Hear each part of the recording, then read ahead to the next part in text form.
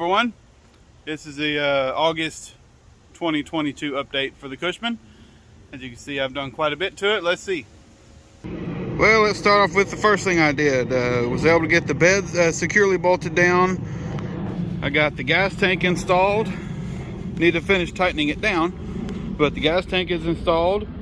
Got new tires and inner tubes for it.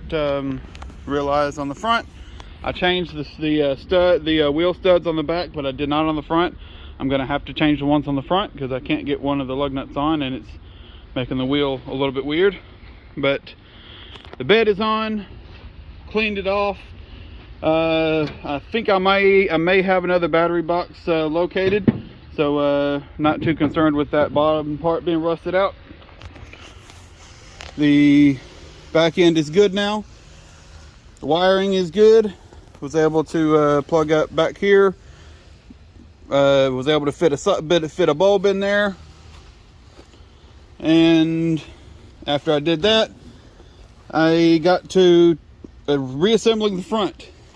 The front two Phillips head screws right here, the heads were cut off and the rest of the screw was still in the bottom piece right here, so I had to get those out before I could reassemble this. So once I got those out, I was able to go to town with reassembling everything, and it's looking really awesome. I was really happy to get that front fender back on. I'm missing a couple of pieces for the headlight to actually secure it in there, but I wanted to put it on there for visual effect, and been looking at the wiring, getting all the wiring squared away, and I picked up a couple of things. I got these little red indicator lights off Amazon to replace the high beam indicator and the oil pressure light, and everything's working good.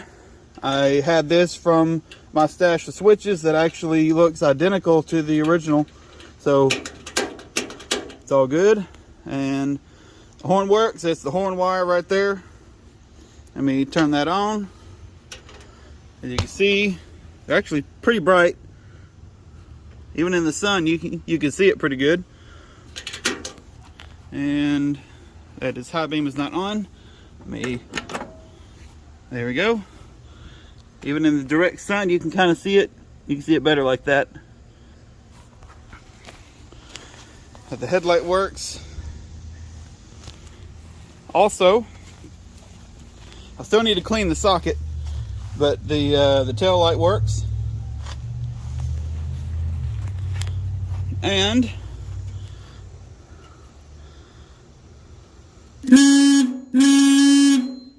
horn works. The horn button that was right here, I believe is original, and from what I can see, it looks like it's in decent condition. It just needs to be cleaned up and wired back up. So we're definitely going to be doing that. And now for a little bit of bad news. I was doing a compression test on this thing. Oh yeah, before that, another bit of good news. I mounted my dual coil. All I had to do was take off the original dual coil pack, whatever you want to call it, and this bracket right here bolted to the original hole. I didn't have to drill anything, so all I had to do was get a couple of automotive coils that required a resistor. Anything old Dodge requires a resistor, so I just bought these for an old Dodge and wired them up with positive coming from the positive wire, and went positive to negative. Nope. Positive, negative to positive, and then negative. And then I made some more plug wires out of some old stuff I had. So I've got really good plug wires now. And interesting thing, when I got the old plug wires off, I found a date code. I'm gonna splice in a picture right here.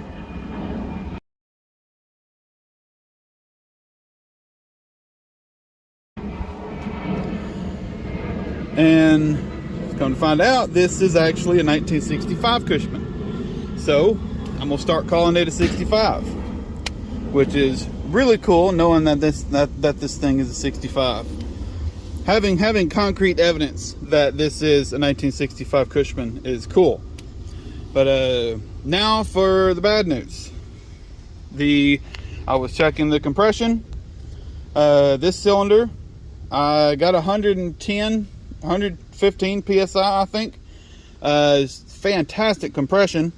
The other side, I couldn't get my compression tester screwed in. For some weird reason, the spark plug would actually screw in a little bit, but my compression tester would not screw in. So I got to looking at it more, and coming to find out, these threads are messed up pretty bad. And the more I was messing with it over there, the spark plug on that side is no longer screwing in tight. So my problems trying to fire this thing up, I know it's fuel related, and so I bought another fuel pump. I kind of left that one out in the rain, so it kind of messed it up. So I bought another fuel pump, and before, I actually don't have it yet. It was actually supposed to be here yesterday, but that jug on this side is going to have to be replaced. Sadly, it does not have a removable head. It is a one-piece jug that bolts down to the bottom. So sadly, I will have to be breaking into this motor, and I believe I have another jug located. So I'll need to wait until I can get that before I can move further with the motor and trying to crank it up, because it's useless to try to fire this thing up if one of the spark plugs can't stay in the hole. So I need to get that fixed before I can move further with the motor. But I'm definitely making progress. It's really awesome to see this thing coming together, that the wiring is still in good shape, that everything works. So Cushman's going to be on hold for probably 2 or 3 weeks. I know I've got other stuff I could do videos on, but I've been kind of lazy with my videos lately. But I've been really working hard on this Cushman lately, trying to get it together and running. But sadly, that is not the case so far. So it'll get there. And on the other cylinder on that side, I did push my compression tester up to the hole and hold it there. I know I was still losing a lot of compression, but it still built it up to about 60 psi. So had it been completely sealed off, I have no doubts that that other cylinder would have been around the same as this cylinder over here. So I know this motor is in good shape. I have fantastic compression, and when I do crank it over, the oil pressure light does go off after a second or two of the motor actually spinning over. So I know I'm building oil pressure. So I'm moving along, reinstalling stuff. Had to buy a lot of hardware for the bed to reattach the bed.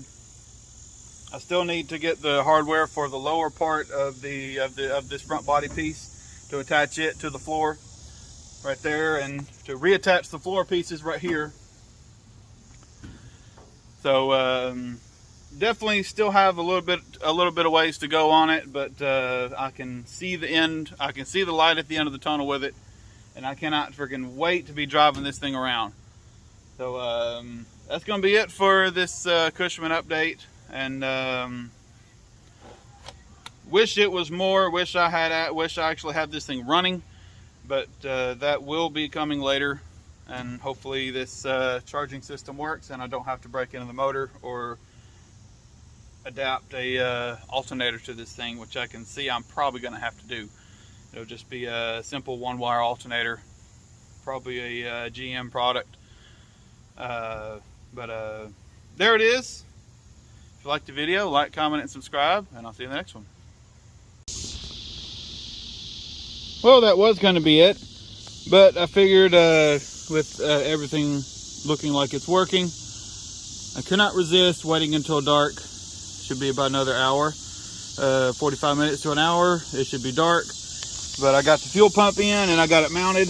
I was able to find a bracket that I already had that actually came from the motorhome 440 sitting right there. It had the starter relay on it. So, and this width was perfect for the electric fuel pump. So I got it mounted right there. Already got the line going back to the tank and got it looping around this way and back up into the carburetor. So it's going away from the spark. So if I have any fuel leaks, hopefully shouldn't ignite anything, at least quickly anyway. I don't think I have any leaks, but that's where it is. And this this is how I have the wiring. I just got the wiring coming over from the pump, going over, coming through here, come down here to the plug that was already on it. The plugs I use, the plug kit I bought for the Dart, actually plugged into that perfectly. It's a little tight, but it plugged into there perfectly. I got the wiring right here, grounding right there on that screw, and then plug it in right here. I looked at the wiring diagram, and this is an open wire. It is not used for anything, but it is keyed power. So when I have it plugged in,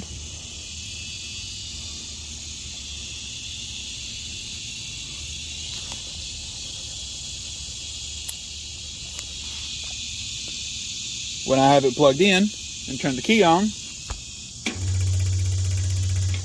it engages the pump. So that's perfect. I already have keyed power run down here.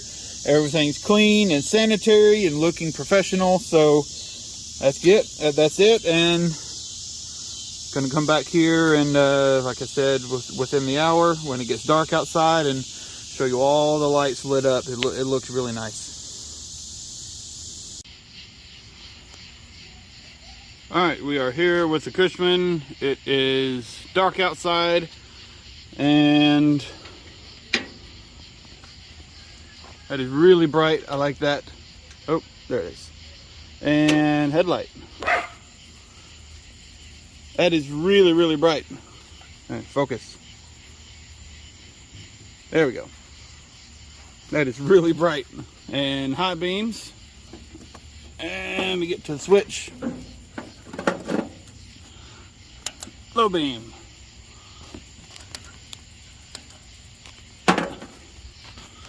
And tail light back here. No lens on it, but here's a tail light. My still need to bleed the brakes, so can't really test the brake light, but it's got the new switch. So once the system's good, I'll hit the brakes and it'll get brighter for the brake light. But there's the tail light and all the lights working.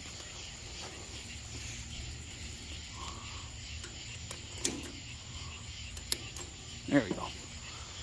I love these little lights. These little red LED indicator lights turned out really, really nice. Nope.